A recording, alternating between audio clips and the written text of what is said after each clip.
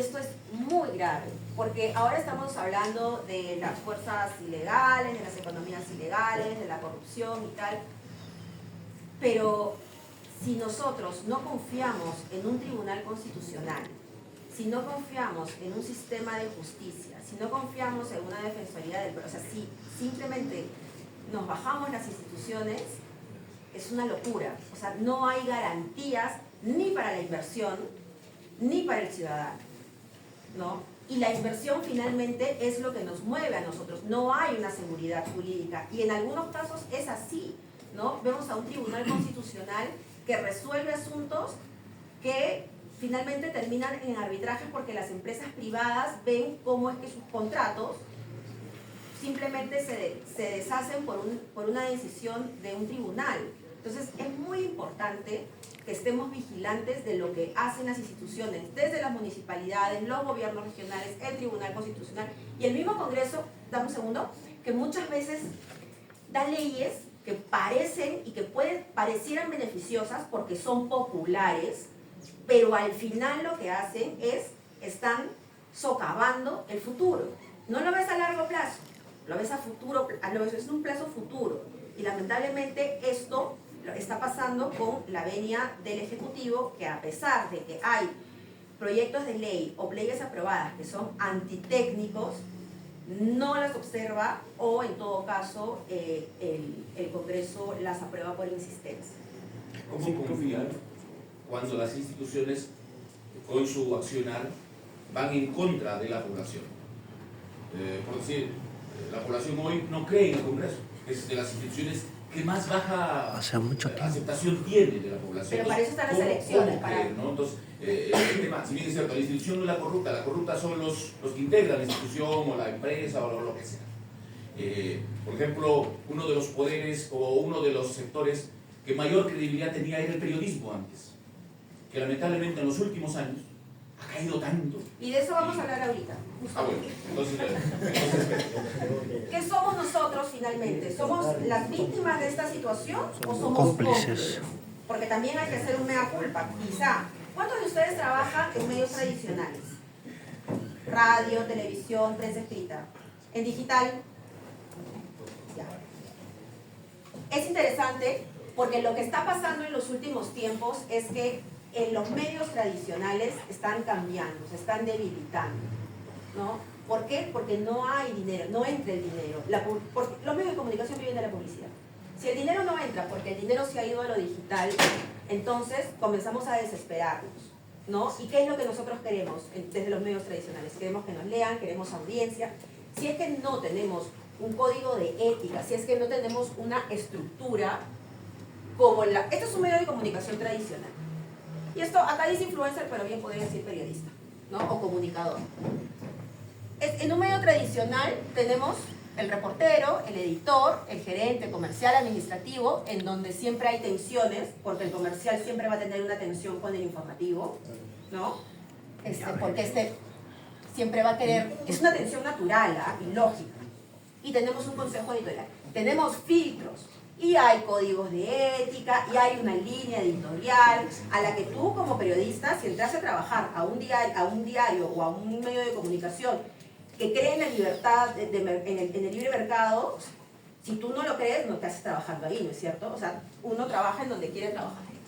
Pero en el caso del periodista, influencer, comunicador, él hace todo, ¿no? Y ustedes mismos graban, ustedes mismos suben los videos, ustedes mismos comunican, ustedes mismos hacen todo, ¿no?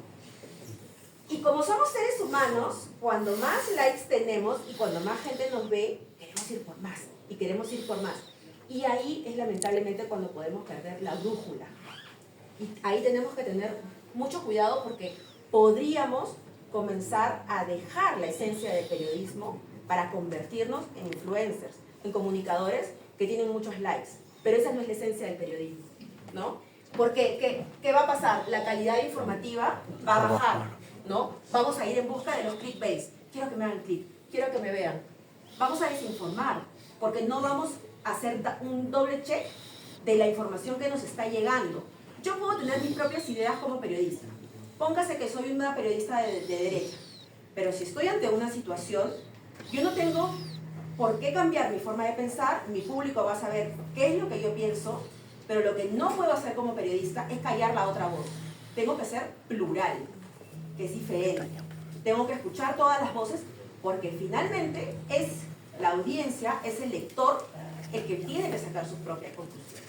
No podemos quitarle esa capacidad crítica a la audiencia. ¿Y qué es lo que pasa con las redes sociales? Que a ustedes les debe pasar. Si ahorita yo me pongo a hablar de un viaje a París, voy a entrar a TikTok y me va a salir París. No sé cómo funciona esto, pero es el algoritmo, ¿ok? Entonces, yo voy a ir alimentando mis propios sesgos cognitivos cuando solamente tengo una posición cerrada, ¿no? Por eso es que tenemos que escuchar a todas las voces y esa es una responsabilidad muy grande de cara a las elecciones.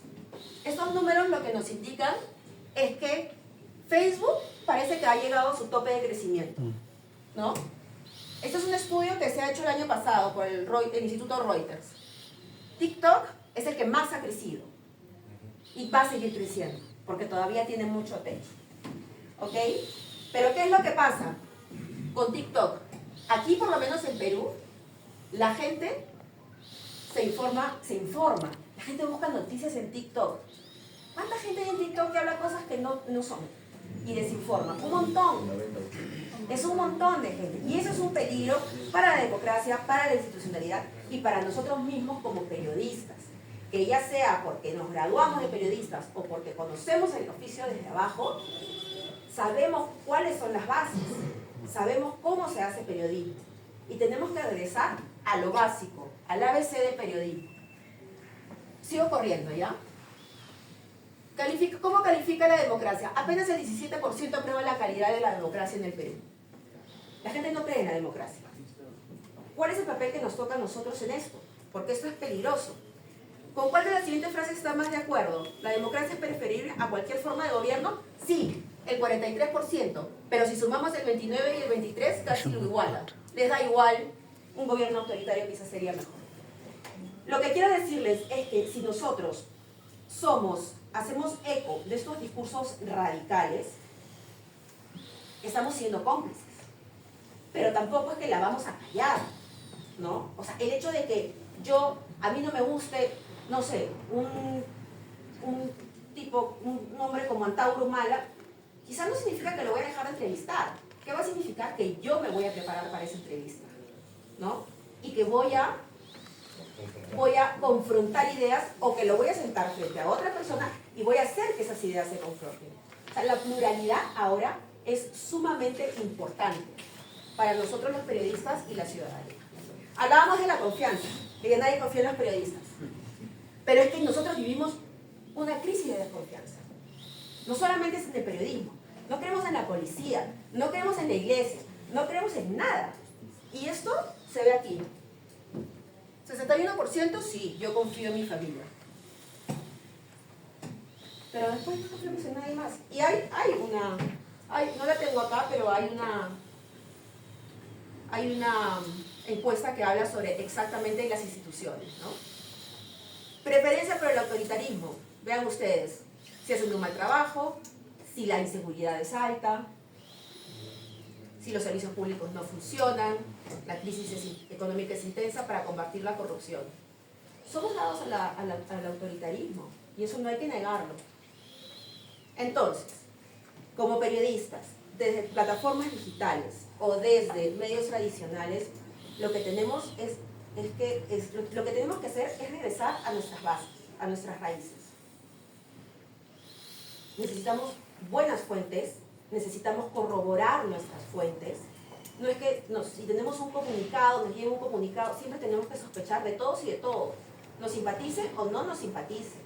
Sospechemos de las fuentes oficiales, sospechemos de quienes nos envían comunicados, presentemos el otro lado.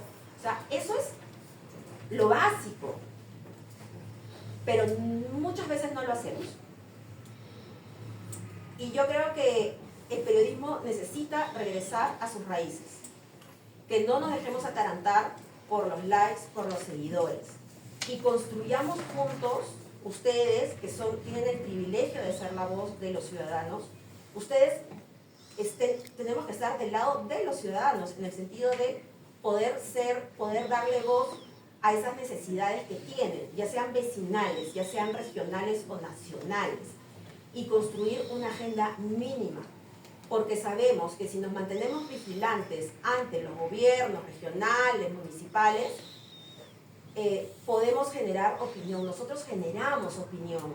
Lo que nosotros decimos en radio, en televisión, ese micrófono nos da un superpoder sobre la gente, que a algunos no les gustamos, probablemente otros sí, pero caractericémonos siempre por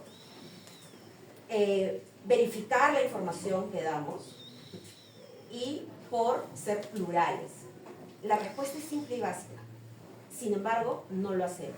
Y más aún cuando trabajamos quizá en un medio digital, donde estamos solos y nos atolondramos y nos atarantamos con la situación, y lo que queremos es que nos entre más publicidad digital, ¿no? Queremos más like, queremos llegar a muchas personas y nos vamos.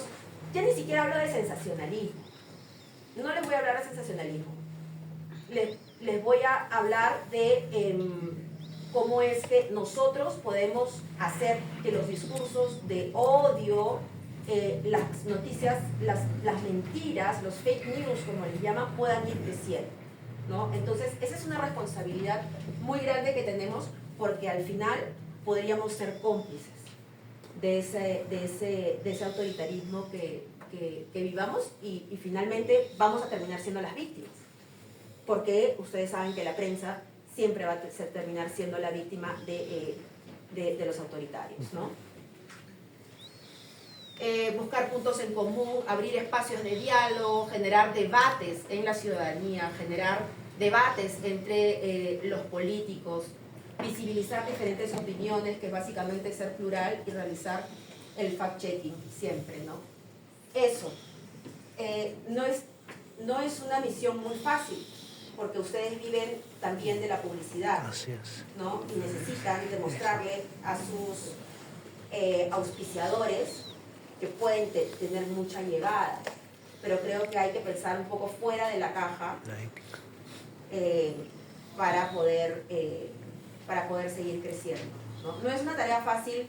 Yo no tengo las respuestas. Los medios de comunicación tradicionales, que todos los meses escriben gente en Lima, tampoco tienen la respuesta, pero sí tienen un código de ética en algunos casos, ¿no?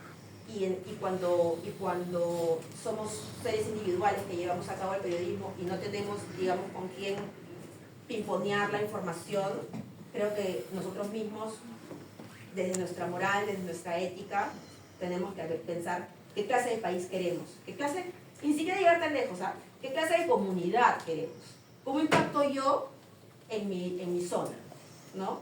Empezar por estas personas a las que uno impacta, porque finalmente es el nombre de ustedes. Es su nombre, es su honor, es su profesionalismo, es su reputación, ¿no? Y eso es creo que es importante de mantener. ¿Hay periodistas que reciben dádivas? Sí, los hay. En Lima y en todo el país, ¿no? ¿Se puede evitar? No, porque depende. Los abogados también lo hacen, otros profesionales también lo hacen, pero depende mucho de la moral. Si estamos metidos en este asunto de periodismo es porque queremos ser fiscalizadores, pero con la verdad, no por intereses ajenos ni de terceros. Es un cambio de actitud, entonces.